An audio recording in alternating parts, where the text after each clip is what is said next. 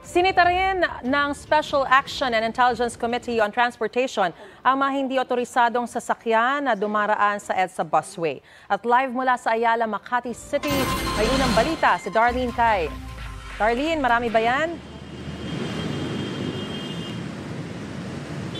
Yes, Mariz, marami na yung nahuli sa kabila ng palagiang paalala at operasyon ng mga otoridad. Ngayong umaga pa lang, mahigit 30 ng motorista yung nahuli dito.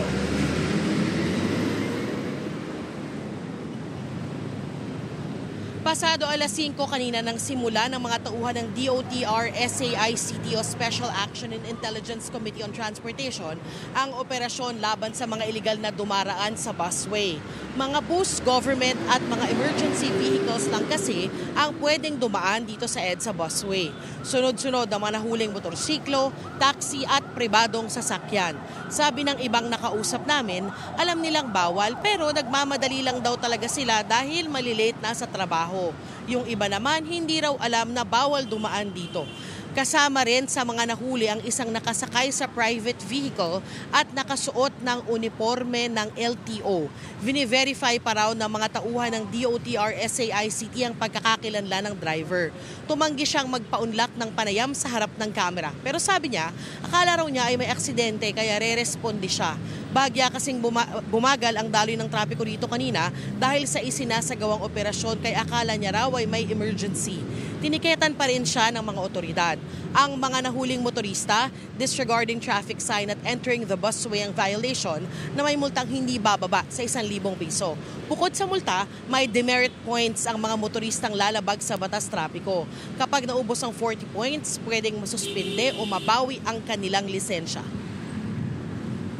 Doon kami sa airport, medyo nalit kasi yung galing San Carlos City, Pangasinan na pinsan ko. Nagmamadali kami kaya nga naka-hazard ako na dumaan dito. Hindi ko naman alam na ganito ang mangyayari na. Naibig po ako dun sa traffic, nagmamadali din po ako kasi malilit na ako sa trabaho, alas 6 na.